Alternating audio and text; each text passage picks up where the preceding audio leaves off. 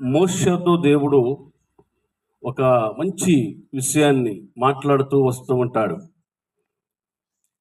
సేవకి ఒక్కసారి మనం నాగటి మీద చేయి పెట్టి వెనక్కి తిరిగి చూస్తే ఇక లేనిపోయిన కష్టాలు ఎదుర్కోవాల్సిందే. ఆమేన్, హల్లెలూయా. నేను 2005లో వచ్చినప్పుడు మా ఊర్లో మాకు 2 గుంటల ఫ్లాట్ ఉండేది. అది నేను సేవ నాకు ఏం తెలియదు అసలు. ఏంది అది, నాకు వెనక అద్దం పంచుకోవాలా గిద్దం ఏమీ తెలియదు నాకు. దేవుడు పిలిచాడు, నువ్వు వెళ్ళమన్నాడు. కట్టుబట్టలతో వచ్చాను. నేలపట్లలో రూమ్ తీసుకొని అగ్రహారంలో పరిచర్య స్టార్ట్ చేశాను. ఆ సమయంలో నాకు ప్రార్థన చేస్తూ ఉంటే మా ఊర్లో ఉన్న ఫ్లాటు అమ్మమని దేవుడు ఒక ఆత్మ ప్రేరేపిస్తూ ఉంది. అమ్మమని నాకు డబ్బులు అవసరం లేదు, కానీ నాకున్నది మా అమ్మ నాన్న సంపాదించింది ఒక్కటే ఫ్లాట్, అది 2 గుంటల ఫ్లాటు. అది అమ్మమని చెప్తున్నాడు దేవుడు. నాకు అది తప్ప ఎరేది లేదు. 2 ఆడపిల్లకాయలు ఉన్నారు. ఎట్లా దీన్ని అమ్మితో అనుకున్నాను, కానీ దేవుడు మళ్ళీ అదే ప్రేరేపిస్తే వెంటనే దాన్ని నేను బేరానికి పెడితే మా ఇంటి పక్కన రోజులు కొనటానికి ముందుకు వస్తే మా అక్కయ్యలు వచ్చి ఏం చేశారంటే, మేము కొంటాం, మా నాన్న అది సంపాదించిన ఇది ఆస్తి, ఇది ఒక్కటి కూడా మాకు లేకపోతే ఎట్లని మా అక్క వాళ్ళు తీసుకున్నారు 30,000కి. 2 గుంటల ఫ్లాట్ని 30,000కి తీసుకున్నారు. నేను నేలపట్లకు వచ్చినప్పుడు 20,000 అప్పుతో వచ్చాను. అవి వడ్డీతో కలుపుకుంటే 30,000 అయినాయి. అవి ఆ 30,000 మా అక్కయ్యకి ఇచ్చి వచ్చాను. హల్లెలూయా. సంవత్సరానికి 10,000 చొప్పున ఇచ్చారు. వాళ్ళు 3 సంవత్సరాలు కట్టారు 30,000ని. ప్రభునందు ప్రియులారా, 2007వ సంవత్సరంలో భయంకరమైన కరువు నా కుటుంబంలో వచ్చింది. 8 రోజులు పస్తు పండుకున్న దినాలలో ఇంటికి వెళ్ళిపోదాము అనుకున్నాను. ఇంటికి వెళ్ళిపోదాము అని అంటే ఆ ఊర్లో నా ఫ్లాట్ ఉన్నట్టయితే దేవుని సేవ విడిచిపెట్టి నేను అక్కడికి వెళ్ళిపోయేవాడిని, మా ఇల్లు ఉందని. హల్లెలూయా. కానీ దేవుడు ముందుగానే పసిగట్టి వీడు ఇలాంటి పని ఏదో చేస్తాడని దాన్ని అమ్మేటట్టుగా చేశాడు దేవుడు. ఆమేన్, హల్లెలూయా. ఆ కరువు వచ్చినప్పుడు అండి ఎటు పోవాలో అర్థం కాల. ఇంటికి వెళ్ళిపోతేనేమో మళ్ళీ ఇజ్జత పోతుందేమో, అదే సేవకి వెళ్ళిపోయాడు మళ్ళా వచ్చేసాడని చాలా నావోసుగా చూస్తారేమోనని సావడానికైనా సిద్ధపడ్డాం, కానీ సేవ ఇడిచిపెట్టి మరలా తిరిగి ఇంటికి వెళ్ళిపోవాలనిపించలేదు. ప్రభువా, వచ్చే ఆదివారం కల్లా నాకు కార్యం జరగకపోతే రేపు సూర్యోదయం మేము చూడం అని ఒక తీర్మానం తీసుకుని అమ్మగారు నేను ప్రార్థన చేస్తూ ఉంటే దేవుడు నా కొరకు పోయిన ఆదివారానికి వచ్చే ఆదివారానికి మధ్యలో కార్యం చేస్తూనే వచ్చాడు. ఆమేన్, హల్లెలూయా. ఆ సంగతి నాకు తెలియదు. ఏ ఇంటికి పోయినా రూపాయి కూడా కానుక పెట్టట్లేదు. ఒకవేళ 10 రూపాయలు పెడితే నిజంగా చెప్తే నమ్మరు, కానీ ఏదన్నా మందు తెచ్చుకొని అందరూ ఉప్మాలు కలుపుకొని చచ్చిపోదాం అనుకున్నాం, పిల్లలతో సహా. కానీ అది కూడా దేవుడు దొరకనేలేదు. కనీసం మంచినీళ్ళని ఇస్తారేమో ఈ సోదరులలో పోతే మంచినీళ్ళ రూపాయి కూడా ఇవ్వలేదు. అప్పుడు కొండాపురంలో కొండాపురం కూడా నాకు పరిచయం ఉంది.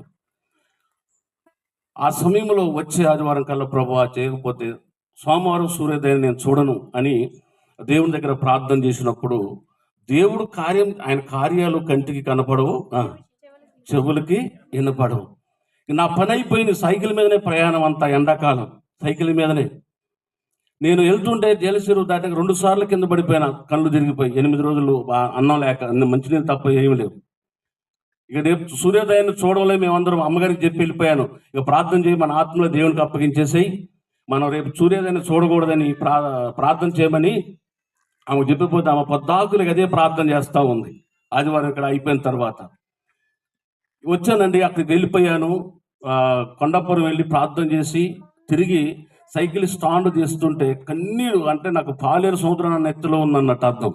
ఎవరన్నా గట్టిగా కనపడితే గట్టిగా వాటేసుకొని నా గోడంతా చెప్పుకొని ఏడుద్దామనే ఆశ కలిగి ఉన్న ఎవరు వాటేసుకుని ఓదార్చడానికి ఎవరు కనిపించలేదు ఆ సమయంలో. ఆమేన్, హల్లెలూయా.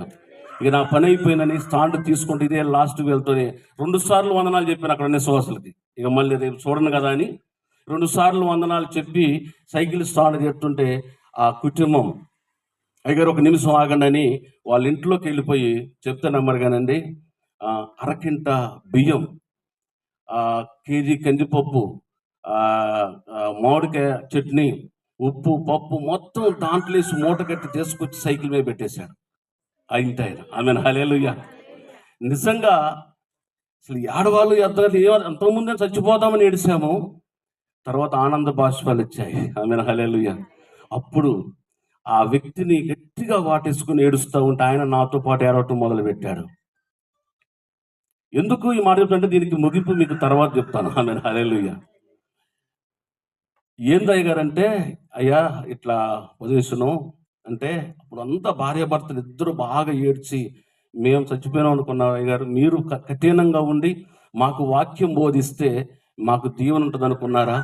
మీరు అలా ఎప్పుడు చేయొద్దు, మేమున్నాం మీకని భరోసా ఇచ్చి ఆ బియ్యం దాని మీద పెట్టేసి వస్తామంటే చెప్తే నమ్మరు కదండి. కొండాపురం దాటిన దాకా కళ్ళ నీళ్ళు దుడుచుకొని రానివ్వలేదు.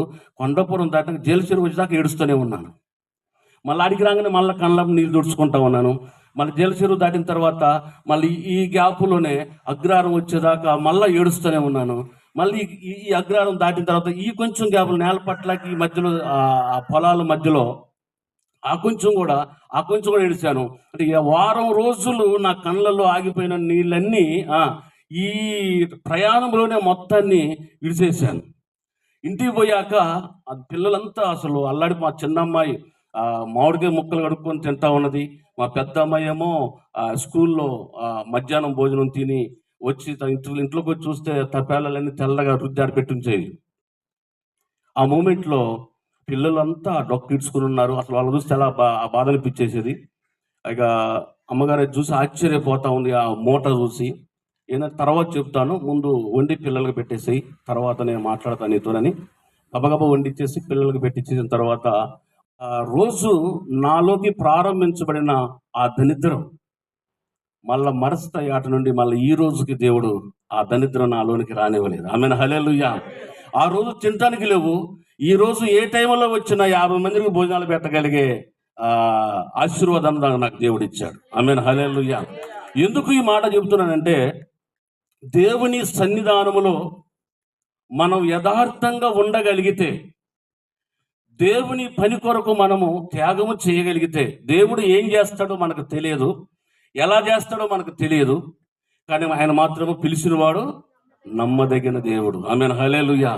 ఆయన వాక్యాన్ని పట్టుకునే సేవకు వచ్చాను. వాక్యాన్ని బట్టి ఎవరో చెబితే రాలేదు, నాలో ఉత్సాహం ఎక్కువే రాలేదు. ఎందుకంటే నా చేతిలో గొప్ప పని దృష్టి పెట్టుకుని వచ్చాను సేవ కొరకు. ఆమేన్.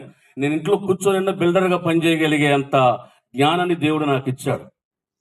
సుతారి మేస్త్రిగా పనిచేసిన వాడిని. అవన్నీ పెద్ద మూటకు మూట మావాడికి ఇచ్చేసి కట్టుబాట్లతో వచ్చేసాను నేలపట్ల గ్రామానికి. అసలు సేవ అంటే ఏదో నాకు తెలియదు, ఎలా సేవ చేయాలో తెలియదు. అలాంటి పరిస్థితులు సమస్తం విడిచిపెట్టుకొని వచ్చాను. దేవుని వాక్యాన్ని వెంబడించాను, దేవుని వాక్యాన్ని చదివాను, అందులో ఉన్న మాధుర్యాన్ని నేను రుచి చూశాను. ఈ రోజుకి విడిచిపెట్టను. ఆమేన్ హల్లెలూయా. ప్రారంభంలో నన్ను ఎఫెసీయులకు రాసిన పత్రిక 6:16 ద్వారా నన్ను దేవుడు సేవ కొరకు ప్రేరేపించాడు. నేను 7th నుంచి బయటికి రావడానికి ఇది నాకు నచ్చలేదు, ఇలా ఉండడం నాకు మంచిగా అనిపించలేదు అని ఒక 40 రోజుల్లో పాస్ ఉన్నప్పుడు యెషయా గ్రంథం 41:9 దేవుడు నాకు అది ప్రేరేపించి దాని ద్వారా నన్ను దేవుడు బలపరిచాడు. ఈ విధంగా వాక్యము ద్వారా ముందుకు వచ్చి నేను సేవలో ముందుకు నా దగ్గర సంఘం ఎక్కువ మంది ఉండకపోవచ్చు, కానీ ఉన్న కొద్ది మందినైనా ఒరిజినల్. హల్లెలూయా. వాళ్ళు రత్నాలు లాంటి వాళ్ళని కావాలిగా. నాకేదన్నా అయితే మా బంధువులన్నీ వెనకొస్తారేమో, కానీ నా సంఘ బిడ్డలు నా మనసు చుట్టూ వాళ్ళే కూర్చుంటారు. ఆమేన్ హల్లెలూయా. ప్రభు రాజ్యానికి వెళ్ళేటప్పుడు మనం ఎంత సేవ చేస్తున్నామనేది కాదు, ఎంతమందిని మన మందిరంలో సమకూర్చామనేది కాదు, కానీ ఎంతమందిని ప్రభు కొరకు సిద్ధపరిచామనేది చాలా ప్రాముఖ్యం. గట్టిగా స్తోత్రం చెబుతారేమనుకున్నాను. హల్లెలూయా. హృదయాలు సిద్ధపరచబడాలి. దేవుని యొక్క సన్నిధానములో ఎందుకు యేసు ప్రభు నమ్ముకున్నామని ఎవరన్నా ప్రశ్నిస్తే నాకు అది నాకు కలిసి రావాలని, ఇది నాకు కలిసి రావాలని చెప్పడానికి కాదు. నాకొక గురి ఉంది, నాకొక నిశ్చయిత ఉంది. అది ఏందో తెలుసా? పరలోక రాజ్యం. వెళ్ళేటప్పుడు ఎడమ చేతుల ఒకరిని కుడి చేతుల ఒకరిని పట్టుకొని దేవుని రాజ్యానికి దేవునికి అప్పగించితే సరిపోతుంది. దేవునికి స్తోత్రం కలుగును గాక. బోధించే మనమే దేవుని రాజ్యానికి చేరకపోతే పరిస్థితి ఏంటి? ఎందుకంటే సేవ అనేది ఇక మన సావు మీద ఆశ పెట్టుకోవడం కాదు, చచ్చిపోవడమే.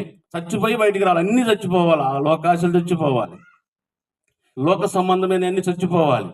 అవన్నీ చచ్చిపోతున్న సేవకి మనం ఆ కాడి మొయ్యాలి. ఆమేన్ హల్లెలూయా. నేను ఇక్కడికి వచ్చినప్పుడు కూడా నాకు 27, నాకు 27 సంవత్సరాలు. ఇక్కడికి వచ్చిన 2005 సంవత్సరాలు వచ్చినప్పుడు నాకు 27 సంవత్సరాల వయసులో వచ్చిన యంగ్గా ఉన్నప్పుడే వచ్చాను సేవ కొరకు. ఆ రోజు నుంచి ఈ రోజు వరకు దేవుని సేవలో వెనక్కి తిరిగి చూడలేదు. దేవుడు నాకు ఒక రూపాన్ని ఇచ్చాడు. ఇప్పుడు మేము కట్టిన మందిరాన్ని దేవుడు నాకు చూపించిన రూపం. ఆమేన్, హల్లెలూయా. చదివి నేను ముందుకెళ్తాను. నిర్గమాకాండ 25వ అధ్యాయం 9వ వచనంలో, నిర్గమాకాండము 25వ అధ్యాయం 9వ వచనంలో, నేను నీకు కనపరచు విధముగా మందిరము యొక్క ఆ రూపమును దాని ఉపకరణములన్నిటిని రూపమును నిర్మింపవలెను. దేవునికి మహిమ కలుగును గాక. దాని రూపమును దేవుడు బయలుపరిచినప్పుడు నేలపట్లలో నేను కట్టుకున్న ఆ మందిరం, దానికి ఎవరు వచ్చి నాకు సలహాలు ఇచ్చినా నేను వినలేదు. ఆమేన్, హల్లెలూయా. ఎవరి సలహాలు నా మెదడులోకి ఎక్కలేదు. ఆయన నాకు చూపిన ఆ రూపమే నేను అక్కడ నిర్మించాను. దాని తరువాత దేవుడు ఇంకేదన్నా రూపం, ఏదన్నా ఇంకా మంచి మందిరం కట్టడానికి దేవుడు రూపం ఇస్తే దాని తర్వాత ఇంకొకటి కడతాను. దేవునికి మహిమ కలుగును గాక. విలియం రాజు ఒకవేళ చిన్న మందిరమే కావచ్చు.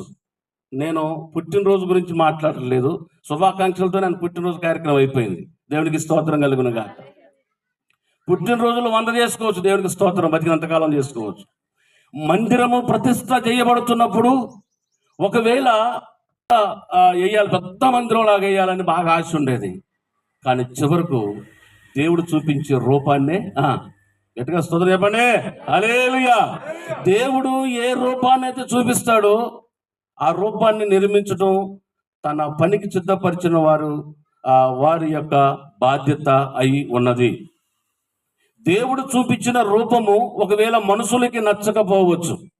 ఈరోజు మనుషులు ఎలా ఉన్నారంటే, మంచి మందిరం ఉండాలి, అందులో మంచి చైర్స్ వేసి ఇలా కూర్చోబెట్టాలి, కింద కూర్చునే మందిరం మనకొద్దు, ఏసీ లేని మందిరం మనకొద్దు, పట్టాలు వేసుకుని కూర్చునే మందిరం మనకొద్దు, ఇంత ఇరుకుగా ఉండే మందిరం మనకొద్దు, జనం లేని మందిరం మనకొద్దు, ఇన్స్ట్రుమెంట్ లేని మందిరం మనకొద్దు, పాటలు పాడే వాళ్ళు లేని మందిరం మనకొద్దు, జనం బాగా కనిపించాలి అనుకునే మైండ్ సెట్ కలిగిన వాళ్ళు చాలా మంది భూమి మీద ఉన్నారు. ఆమేన్, హల్లెలూయా. ఆ మందిరానికి వెళితే చాలా మంది జనం ఉంటారు. జనం ఏం చేసుకుంటావు నువ్వు?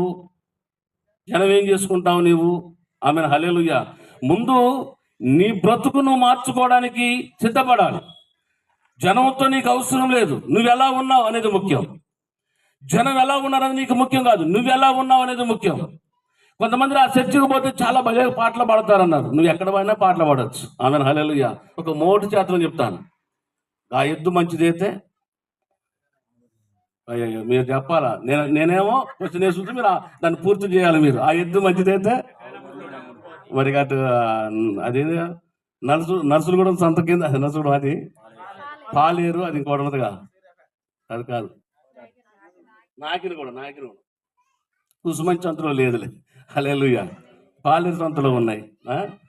అంటే దానికి మొత్తం రంగులేసి ఆ సంతా కింద తీసుకోవాలి, మంచిది అనే కొనుక్కుంటారు కదా.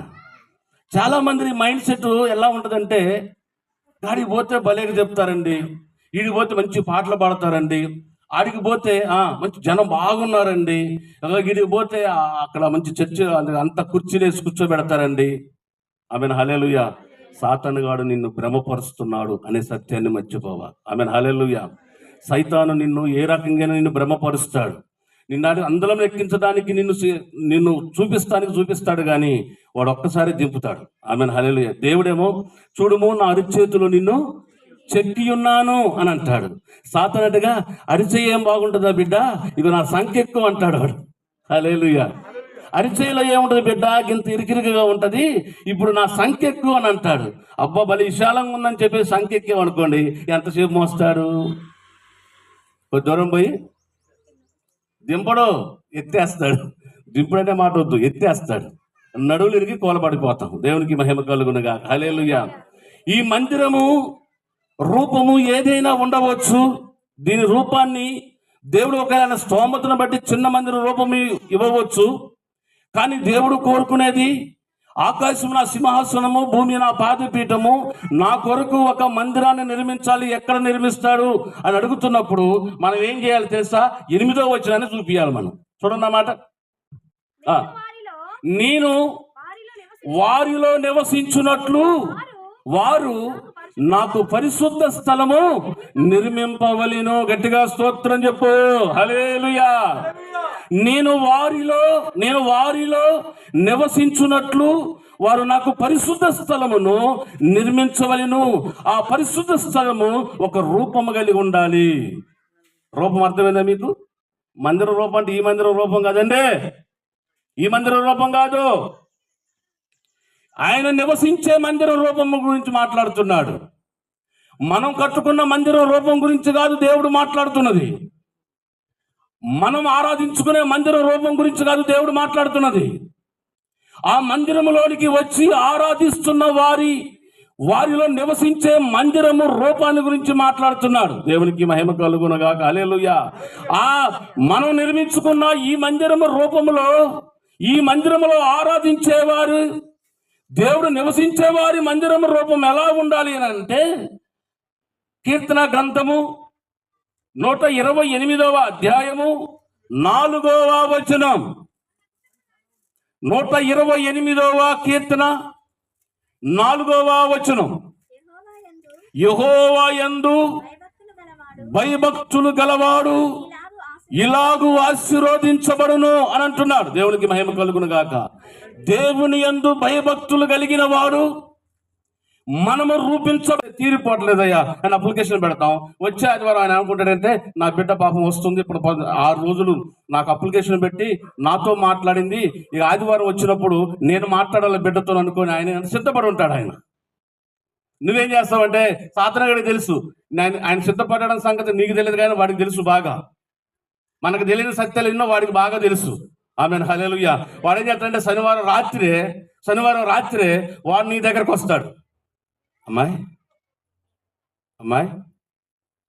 నీకు 500 ఇస్తా, రేపు కూలికి వస్తావా అంటాడు. 800? అందరు ఇచ్చే రోజంతా చెప్పాలి అందరూ 200 లేదంటే 300. ఈ శనివారం రాత్రి వాడు వచ్చి ఏం చెప్తాడు, 500 ఇస్తా అంటాడు. ఇప్పుడు ఏం చేస్తావు, 6 రోజులంతా నువ్వు అప్లికేషన్ పెట్టిందంతా బూడిదలో పోసిన పన్నీర్ లాగానే అయిపోయింది. ఆయనేమో నేను నా బిడ్డ వస్తుంటే మాట్లాడాలని ఆయన అనుకుంటాడు. ఈ లోపల సుప్రనాథ్ గారు వచ్చి నీ కుటుంబంలో కుంపలు పెట్టిపోతాడు. ఆమెన్. హల్లెలూయా. వాడు నిన్ను దేవుడు ఆశీర్వదించాలనుకున్నప్పుడు, దేవుడిని దీవించాలని సిద్ధపడినప్పుడు నీవే రాకపోతే, తన పిల్లలకు ఆయన ఆశీర్వాదాలు ఇవ్వాలని ఆయన అనుకున్నప్పుడు నీవే రాకపోతే, ఆ మందిరంలోకి నువ్వే లేకపోతే ఆయన ఎవరికి ఇస్తాడు ఆశీర్వాదం? ఎవరికి ఇస్తాడు ఆయన దీవెనలు? ఆమెన్. హల్లెలూయా. అందుకనే నీవు రాని ఆ మందిరము కాదు. ఆయన లేని నీవు కాదు. ఎట్టుంది ఇది? కొటేషన్ బాగుందా? హల్లెలూయా. నీవు లేని మందిరము కాదు. ఆయన లేని నీవు కాదు. ఆయన నీలోకి రావాలి, నీవు ఆ మందిరంలోనికి వెళ్ళాలి. ఆయన నీలోనికి రాకపోయినా, నీవు ఆ మందిరంలో లేకపోయినా, ఈ సవాసము ఈ మధ్యలో సాతానుగాడు జ్వరబడతాడు. ఆమెన్. హల్లెలూయా. ఏదోను తోటలో ఆదాముని అవ్వ కొంచెం ఎడబాటైనందుకు ఏం జరిగింది? ఒకే ఒక మాట అన్నాడు. ఏం మాట చెప్పండమ్మా? మీరు చెప్పాలి, సేవకులు మీరు చెప్పాలి. హల్లెలూయా. ఒకే ఒక మాట అన్నాడు సాతానుగాడు వచ్చి. ఏమన్నాడు? ఇది ఏది నిజం చెప్పాలి. ఇప్పుడు మీరైనా మీ దగ్గరకు వచ్చి ఆశ్చర్యకరమైన ఒక మాట చెప్పారనుకోండి, మీరంతా ఆశ్చర్యపోతారు కదా. వాడికి తెలుసు నువ్వు ఎలా పడిపోతావో తెలుసు. హబక్కూకు గ్రంథంలో 1వ అధ్యాయము 15వ వచనంలో ఉంటది, వాడు గాలము వేసి మనుషులందరినీ గుచ్చి ఏదన్నట చెప్పడం తల్లులారా. హల్లెలూయా. గాలము వేసి మనుషులను గుచ్చి లాగుతున్నాడట. ఆమెన్. హల్లెలూయా. 1:15. దేవునికి స్తోత్రం కలుగును గాక. గాలము వేసి మనుషులను గుచ్చి లాగి ఊరుకుంటున్నాడా? పండగ చేసుకుంటాడు అటాడు. దేవుడేమో నువ్వు లోకములో పడిపోయి, లోకాశలో పడిపోయి, దేవుని భక్తిహీనతలో పడిపోయి నువ్వు ఆగమైపోతుంటే, మన కన్న తండ్రి అయిన యేసు ప్రభు నీ కొరకు దుఃఖపడుతుంటే, నిన్ను పాడు చేసినందుకు వాడు పండగ చేసుకుంటున్నాడు. ఆమెన్. హల్లెలూయా. ఎంతమంది ఆచార భక్తిలో మగ్గిపోతున్నారు, ఎంతమంది భక్తిహీనతలో పడిపోయి ఆచారంగా మందిరానికి వెళ్ళి, నేను మందిరానికి వెళ్తున్న భుజాలు తడుకుంటున్నారు, కానీ ఒక్కళ్ళలో భక్తి ఎవరు కనబడుతుంది? సంక్రాంతి అయితే బొబ్బెమ్మలు, దీపావళి అయితే బాములు. హల్లెలూయా. ఏమండి? ఇదే భక్తి. లోకంలో పెద్దోళ్ళు ఒక మాట అంటారు, హంసలాగా 6 నెలలు బతికినా చాలు, పందిలాగా 10 సంవత్సరాలు బతికినా వేస్ట్. పందిలాగా 10 సంవత్సరాలు బతికినా వేస్ట్. హంసలాగా 6 నెలలు, 6 సంవత్సరాలు, 6 నెలలు చాలు. ఆమె హల్లెలూయా. హంసలాగా 6 నెలలు బతికినా చాలు. దేవుని యందు భయభక్తులు కలిగి నీవు ఇప్పుడు ప్రభువా నేను రెడీ, నీవు నన్ను తీసుకుపోయినా ఇప్పుడు నేను రెడీ అని కనుక నువ్వు సిద్ధంగా ఉండగలిగితే నీ ద్వారా గొప్ప కార్యాన్ని దేవుడు చేస్తాడు. ఆమేన్ హల్లెలూయా. లోక సంబంధమైన ఏది నీకు అంటకుండా, మాలిన్యం అంటకుండా ఏ విశ్వాస అయితే కాపాడుకుంటాడో, ఏ భక్తుడైతే కాపాడుకుంటాడో ఆ భక్తుడికి పరలోక రాజ్యము తథ్యం. ఆమేన్ హల్లెలూయా. హల్లెలూయా. ఇప్పుడు చెప్పండి, మీరు మనం ఆరాధించుకునే మందిరం కోరుకుంటున్నారా, లేకపోతే ఆయన నివసించే మందిరం కావాలనుకుంటున్నారా? ఆయన నివసించే మందిరం కావాలి. మీరందరూ ఆయన నివసించే మందిరములుగా ఉందురుగాక. ఆమేన్ హల్లెలూయా. ఆయన మాత్రమే నివసించే మందిరాలుగా మీరు ఉందురుగాక. ఆయన నివసించే మందిరం కనుక మీరుంటే ఆ మందిరం ఆటోమేటిక్గా ఆశీర్వాదాలు వస్తాయి. ఆయన అంటాడు యేసుప్రభు ఆయన దేవుడు అంటాడు సొలొమోనుతో, ప్రభువా నాయనా నువ్వు చెప్పినంత బాగానే ఉంది నాయనా, ఇగో ఎవరైనా ఒకవేళ వచ్చి నా మందిరం దగ్గరకు వచ్చి వారి పాపాలు ఒప్పుకోకపోతే, నా మందిరంలోకి వచ్చి వారి యొక్క తప్పుదములు ఒప్పుకోకపోతే ఈ మందిరములో నుండి నా మహిమను నేను తీసేసుకుంటానంటాడు. ఇక నువ్వు రాకపోతే మందిరంలో ఏముండదు చెప్పండి? ఆయన మహిమ ఉండదు. అందుకనే ఆయన మహిమ ఈ మందిరములో ఉండాలంటే నీవు ఆ మందిరంలో ఉండాలా. నీవు ఆ మందిరంలో ఉండాలంటే ఆయన నీలో ఉండాలి. ఆమేన్ హల్లెలూయా. ఆయన నీలో ఉంటే నువ్వు ఖచ్చితంగా అందులో ఉంటావు. నీలో ఆయన లేడు కనుక నువ్వు ఆ మందిరంలో ఉండలేకపోతున్నావు. ఆ మందిరంలో నువ్వు ఆ రోజు నువ్వు ఆ మందిరంలోకి రాలేకపోతున్నావు కనుక, నువ్వు మందిరానికి ఆదివారం రాలేకపోతున్నావు కనుక నీలో ఆయన లేడు అని గుర్తుపెట్టుకో. ఆమేన్ హల్లెలూయా. ఆయన కనుక ఉంటే నువ్వు మందిరంలో ఉంటావు. నువ్వు వస్తే ఆ మందిరంలో ఆశీర్వాదం ఉంటుంది. నువ్వు వస్తే ఆయన మహిమ మందిరంలో ఉంటుంది. దేవునికి మహిమ కలుగును గాక. ఇంటికాడ నేను ఉంటాను, అయ్యగారు నాకు బాగా ప్రార్థన చేయండి, నేను వెళ్ళిపోతున్నా ఆదివారం వెళ్ళిపోతే ప్రార్థన చేయాలా నీకు? ఆమేన్ హల్లెలూయా. నీవు మందిరంలోకి వస్తే ఆయనకు యాకోబు పత్రికలో ఉంటుంది, మీరు దేవుని యొద్దకు రండి అప్పుడు ఆయన మీ యొద్దకు వస్తాడు అని ఉంటుంది. మనం దేవుని యొద్దకు రాకోకుండా దేవుని మనతో రమ్మంటానికి అది అన్యాయం. దేవునికి మహిమ కలుగును గాక. పరలోక రాజ్యం చేరాలంటే మనలో భయము, భక్తి ఉండాలి. మూడోది పరిశుద్ధత కూడా మనకు ఉండాలి. ఈ 3 ఉంటేనే పరలోక రాజ్యానికి నువ్వు వారసురాలు అవుతావు, వారసుగా అవుతావు. ఆమేన్ హల్లెలూయా. హల్లెలూయా. ఇప్పుడు చెప్పండి, దేవుడు ఏడ ఉండాలా? చెప్పాలి, అందరూ చెప్పాలా. దేవుడు ఏడ ఉండాలా? హృదయం అనే ఈ మందిరం ఎలా ఉండాలట? పరిశుద్ధంగా ఉండాలి. ఆమేన్ హల్లెలూయా. నేను వారిలో నివసించినట్లు వారు నాకు పరిశుద్ధ స్థలమును నిర్మించవలెను అని అంటాడు. ఇప్పుడు ఆయన నీలోనికి వస్తే నువ్వు ఏడంటావు? ఇంటికాడ ఉంటావా? నువ్వు సేలో ఉంటావా? నువ్వు డ్యూటీ చేసే ఆఫీసులో ఉంటావా? ఏడంటావు? మందిరంలో ఉంటావు. ఆయన నీలో ఉంటే ఆయన నేను కూర్చొని ఊరికన్నా వెళ్ళిపో పరిశుద్ధ అక్కడికి వెళ్ళాలి నువ్వు. అక్కడ నా మహిమ అక్కడ ఉంది. ఇంటికాడ లేదు ఆయన మహిమ. ఆయన మహిమ ఎక్కడ చెప్పండి? మందిరములో ఉంది, మందిరం మీద ఉంది. దేవునికి మహిమ కలుగును గాక. ఆ మందిరంలోనికి నువ్వు రావాలి. మొదట ఆయన నీలోకి రావాలి. ఆయన నీలోకి వస్తే నువ్వు ఆయన దగ్గరకు వస్తావు. ఆ మందిరంలోకి నువ్వు వస్తావు. అప్పుడు ఆయన మహిమ, పరిశుద్ధత, ఆయన యొక్క మహిమ తేజస్సు నీ మీదకి వస్తుంది. అప్పుడు నీతో పాటు నీ కుటుంబం దగ్గరికి ఆయన కూడా వస్తాడు. ఆమేన్ హల్లెలూయా. హల్లెలూయా. అందుకనే నేను ఒక రూపాన్ని చూపిస్తున్నాను, ఆ రూప ప్రకారమే నువ్వు మందిరం కట్టాలని మోషేతో మాట్లాడాడు. దాని అర్థము ఏంటి అని అంటే, భౌతిక సంబంధమైన రూపము అనే దాని గురించి మనం మాట్లాడుకుని కాసేపు అట్లా పక్కన పెడితే, ఆత్మ సంబంధమైన రూపం మనకు చాలా అవసరం. ఆమేన్ హల్లెలూయా. చూడండి, ఇప్పుడు నడిసే కంటైనర్లు వచ్చాయని అంటున్నారు కదా. అప్పట్లో నడిసే అంటే మొబైల్ చర్చి అన్నమాట. అది మొబైల్ చర్చి అంటే యాడికి పోతే ఆడికి తీసుకొని పోవడమే. యాడికి పోతే ఆడికి తీసుకొని పోవడం. దీని అర్థం చెప్పండి. అంటే మనం ఎక్కడికి పోతే అక్కడికైనా మనతో పాటే, మన మధ్యలోనే ఆయన ఉంటున్నాడని అర్థం. మనం ఎక్కడికి వెళ్తే అక్కడ మనతో ఉంటున్నాడని అర్థం. అదని చెప్పేసి మనం చేలోకి పోతే చేలో ఉంటాడని దాని అర్థం కాదు. ఆమేన్ హల్లెలూయా. ఆయన గుడారం ఎందుకు ఏమన్నాడు అని అంటే, ఒక చోట అందరూ ఖచ్చితంగా కూడుకోవలసి ఉంది కనుక. నువ్వు అది చేనికి పోతే ఎక్కడ పడితే అక్కడ ఉంటున్నాడుగా దేవుడు అని చెప్పేసి చేనికి పోతే చేనికాడు ఉండడు. మనం ఎక్కడైతే 6 దినములు మీరు పనిచేసి 7వ దినమున విశ్రాంతి దినముగా మీరు పరిశుద్ధ సంఘముగా మీరు కూడుకోవాలని మాట్లాడతాడు ఆయన. దేవునికి మహిమ కలుగునుగా. హల్లెలూయా. పరిశుద్ధ సంఘముగా మీరు కూడుకోవాలని మాట్లాడినప్పుడు మనం ఖచ్చితంగా అందరం పరిశుద్ధ సంఘముగా ఒక దగ్గర కూడుకోవాల్సిన వారిపై ఉన్నాం. ఆమేన్. హల్లెలూయా. మనము ఈ మందిరాన్ని సంఘం ఆరాధించుకోవడానికి, ఈ మందిరము సంఘము ఆరాధించుకోవడానికి, దేవుని మహిమ ఆ మందిరములో నిలబడటానికి, దేవుని కొరకు, దేవుని పని కొరకు దాన్ని ప్రతిష్ట చేయబోతూ ఉన్నాం. ఆమేన్. హల్లెలూయా. హల్లెలూయా. ఇప్పటిదాకా అది ఒక మామూలు గదే. ఇంతమంది పరిశుద్ధుల పాదాలు అందులో పెడితే ఏమైతే చెప్పండి, మందిరములోనికి ఆయన మహిమ దిగి వస్తుంది.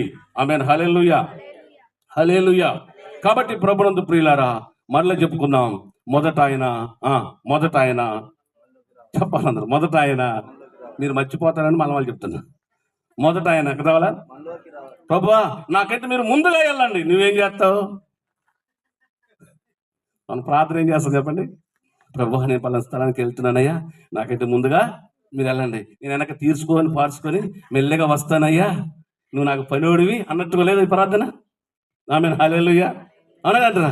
కొంతమంది ప్రార్థన చేస్తారు, ప్రభువా నేను ఈరోజు మందిరానికి వెళ్తున్నాను, నాకైతే ముందుగా మందిరానికి వెళ్ళండి. నేను ఇంటికాడ మంచిగా శుభ్రంగా అద్దంలో మొహం పెట్టి పూసిన పౌడర్ పూసి దువ్వి హల్లెలూయా నిదానంగా వెళ్తానంటే కుదరదు. ప్రభువా నేను వెళ్తున్నాను, నాతో నువ్వు రండి ప్రభువా, నాలో మీరు ఉండండి ప్రభువా, మీరు నాలో ఉండి నాతో మాట్లాడండి, నా మార్గంలో మీరు ఉండండి ప్రభువా. అంతేగాని నేను ముందు పో నాకు సిద్ధపరచు అన్నట్టు ప్రార్థన చేయకూడదు. ఆమేన్. హల్లెలూయా. కాబట్టి ప్రభునందు ప్రియ దేవుని బిడ్డలారా, దేవుని మందిరము, దేవుడు ఒకవేళ ఆ రూపాన్ని ఒకవేళ విలియం రాజు ఎన్నో ఆశలతో లేక పెద్ద మందిరం కట్టాలని ఆశలతో ఉండి ఉండవచ్చు, ఇంకా బాగా పెద్దగా కట్టాలని ఉండి ఉండవచ్చు. కానీ దేవుడు చివరకు తన చిత్తాన్ని నెరవేర్చుకుంటాడు. ఆమేన్. హల్లెలూయా. ఆశలు ఎన్నైనా కావచ్చు, ఆశయాలు ఎంతైనా ఉండొచ్చు, కానీ చివరికి దేవుడు చూపించే రూపమే అది స్థిరపరచబడుతుంది. దేవునికి మహిమ కలుగునుగా. హల్లెలూయా. ఆయన చూపించిన రూపములో ఆయన నివసించే రూపాన్ని ఈయన తయారు చేయవలసి ఉంది. ఇప్పుడు ఏం చెప్పండి, ఆయన చూపించిన ఈ రూపంలో ఆయన నివసించే మందిరాలను ఈయన తయారు చేయాలి. ఇప్పుడు ఎవరు చెప్పండి, ఎవరు? విలియం రాజు ఏం చేయాలి చెప్పండి? ఆయన చూపించిన మందిరాన్ని ఆయన నిర్మించాడు కావచ్చేమో, కానీ అందులో ఆయన నివసించే మందిరాలను ఈయన నిరూపించాలి. ఇప్పుడు ఈయన ఉండాలి. భయం ఉండి భక్తి లేకపోయినా నువ్వు ఆయన రాజ్యానికి వెళ్ళడం అసాధ్యం. నీకు భక్తి ఉండి భయం లేకపోయినా ఆయన రాజ్యానికి వెళ్ళడము అసాధ్యం. ఇంకొక మాట చెప్తాను, చాలా మంది అనుకుంటారు కదా, నేను బాప్తిస్మం తీసుకోగానే నాకు పరలోక రాజ్యం దొరికిందని సంకలు ఎగరేస్తారు, భుజాలు తడుపుకుంటారు. ఆమేన్. హల్లెలూయా. మీకు ఒక మంచి అర్థమయ్యే రీతిలో ఒక మాట చెప్తాను. బాప్తిస్మము అనేది ఈ దేశం నుంచి ఇంకో దేశానికి వెళ్ళడానికి పర్మిషన్ ఇస్తా లాంటిది. ఆమేన్. ఉన్నారా? ఇక్కడ పోయారా? హల్లెలూయా. బాప్తిస్మం అనేది మీరు అంతట్లే చూస్తుంటే ఏందో నన్ను ఉరికిచ్చే బాధలాగానే ఉన్నారు మీరు. బాప్తిస్మము అనేది ప్రతి వాడు ఏం చేయాలంట? పాప క్షమాపణ నిమిత్తం మారు మనసు పొంది పాప క్షమాపణ నిమిత్తము ప్రతివాడు బాప్తిస్మం పొందాలి. ఈ బాప్తిస్మము ఎందుకనంటే ఈ భూలోకమును విడిచి పరలోక రాజ్యములోనికి ఎంట్రన్స్ అన్నట్టు. ఆమేన్. హల్లెలూయా. ఈ లోకము నుండి పరలోక రాజ్యానికి వెళ్ళడానికి ఈసా లాంటిది. ఎలాంటిది? ఈసా లాంటిది. ఈసా ఉంటే ఈ దేశం నుంచి అమెరికా దేశానికి పోతామా? ఈసా ఉంటే పోతామా? ఏముండాలి మళ్ళీ? అరే ఈసా ఉన్నది, పర్మిషన్ లెటర్ ఉంది. ఈ దేశం నుండి అమెరికాకి వెళ్ళాలనుకోండి, ఈసా ఒక్కటి నుండి పోయి ఫ్లైట్ ఎక్కితే ఊకుంటాడా? టికెట్ ఉండాలా? ఆమేన్. హల్లెలూయా. ఏముండాలా? అబ్బా నాకు ఈసా ఉందని సంకలెగరేసుకుని పోయి బ్యాగ్ తగిలించుకుని పోయి ఫ్లైట్లో కూర్చోనుకో గెంటేస్తాడు వాడు. ఎందుకంటే వాడు రూల్ వాడికి ఉంటుంది. జక్కగా ఏం కావాలా? ఏం కావాలి చెప్పనండి? టికెట్ కావాలా? ఈసా పని చేయదు. ఆమేన్. హల్లెలూయా. ఈసా ఏమిటంటే ఈ దేశం నుంచి వెళ్ళడానికి, ఆ దేశంలో ఉండడానికి పర్మిషన్ అది. నువ్వు ఈ దేశం నుంచి ఆ దేశంకు ప్రయాణం చేయడానికి నీకు టికెట్ ఎంత అవసరమో, ఈ మందిరంలో ఆ మందిరంలోకి, ఈ మందిరము ఆ మందిరంలో నివసించడానికి ఏమవసరం చెప్పండి? భయము, భక్తి. ఆమేన్, హల్లెలూయా. భయము, భక్తి. ఇక్కడ ఉన్నంత ఎట్లున్నా ఏం కాదు, కానీ ఏం కాదు అనుకుంటాం. అందులోకి పోయేటప్పుడు ఎలా ఉండాలి? ఆయన నివసించే మందిరం మనందరం. ఆమేన్, హల్లెలూయా. మీరు ఒకరు చెప్పుకోండి, నేను ఆయన నివసించే మందిరాన్ని అని చెప్పుకోండి. నేను ఆయన నివసించే మందిరాన్ని చెప్పాలి, అందరు చెప్పుకోవాలా? మీరు కాదా? హల్లెలూయా. మీరా? అవునా కాదా? నేను చెప్తున్నా నా మాట, నేను చెప్తున్నానా? ఏం చెప్తున్నారు? నేను వారిలో నివసించున్నట్లు వారు నాకు పరిశుద్ధ స్థలమును నిర్మించబడిను. ఇప్పుడు పరిశుద్ధ స్థలము అక్కడుందా? ఎక్కడుంది అయ్యా? హల్లెలూయా. ఈ హృదయములో ఆయన నివసించే పరిశుద్ధ స్థలము ఇక్కడుంది. నీవు ఈ టికెట్ చాలా అవసరం. పరలోక రాజ్యానికి వెళ్ళడానికి నీ దగ్గర మారు మనసు, రక్షణ, ఇది ఎంత అవసరమై ఉన్నదో, ఈ బాప్తిస్మం ఎంత అవసరమై ఉన్నదో, దానికంటే ఈ ప్రయాణం చేయడానికి పరిశుద్ధత అంత అవసరమై ఉన్నది. ఆ మందిరములో ఆయన్ని సిద్ధపాటు కలిగించే రూమ్ అది. నేను చెప్పండి, అది సిద్ధపాటు కలిగించే రూమును సిద్ధపడడానికి. ఇప్పుడు వరుణ్ణి పెళ్లి సందర్భం వచ్చినప్పుడు అమ్మాయికి ఒక రూము, అబ్బాయికి ఒక రూమ్ వేస్తారు. ఎందుకు? సిద్ధపరచడానికి. ఎందుకంటే ఎట్టబడతాడు సింపురుగా ఉండి, ఇక నాకు గట్టు తాలంటే వాడు కడతాడా? ఆమేన్, హల్లెలూయా. కర్రోళ్ళకి అంత మేకప్ వేసి అది పూసి, కర్రోళ్ళకి అది వేసి మేకప్ వేసి పూసి అబ్బాయి ముందు నిలబెట్టాలా. అది పూయటానికి అందరి ముందు పోతారా? ఎడపోతారు చెప్పండి. దానికి ఒక ఫంక్షన్ హాల్ కూడా సిద్ధపాటు రూమ్ ఒకటి ఉంటది కదా. పెళ్లి కుమారుడైన యేసుక్రీస్తు ప్రభువారు ఈ భూమి మీదకి రెండో రాకలో దిగి వచ్చేటప్పుడు ఈ మందిరం అనే సిద్ధపాటు విడిది గదిలో నువ్వు సిద్ధపరచడం కోసమే ఆ మందిరం, కానీ ఆయన నివాసం ఉండే మందిరం కాదది. ఆయన నివాసం ఉండే మందిరం ఏదంటే, ఇప్పుడు చెప్పండి, మీకు హృదయం ఉందా? హల్లెలూయా. ఈ హృదయములో ఆయన ఉండాలి. ఆయన ఈ హృదయంలో లేకపోతే అందులో ఏమీ ఉండదు. ఎడ్ల కొట్టంతో సమానం. ఆమేన్, హల్లెలూయా.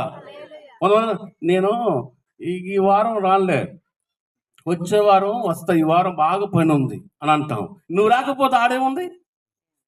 యేసు ప్రభు అంటాడు, సొలొమోను మందిరం కట్టించి ప్రతిష్ఠించినప్పుడు ఆయన అన్ని గొంతెమ్మ కోరికలు కోరుతాడు. ప్రభువా, ఇందాక ఈ ప్రజలందరూ ఒకవేళ పాపం చేసి ఈ మందిరంలోకి వచ్చి మోకరించి ప్రార్థన చేసి తప్పు ఒప్పుకుంటే క్షమిస్తావా అని కొన్ని లిస్ట్ అంతా చెప్తాడు. ఆయన చెప్పిన తర్వాత ఆయన లాస్ట్ కూడా సరే బాబు అన్నిటికీ ఒకే అంటాడు.